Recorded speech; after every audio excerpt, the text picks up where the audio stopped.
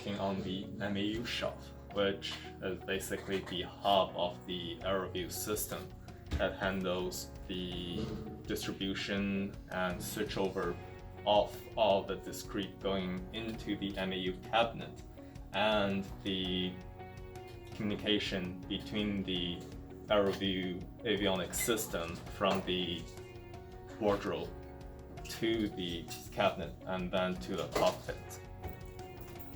Currently, I'm working on the head section, which handles the majority of discrete switching.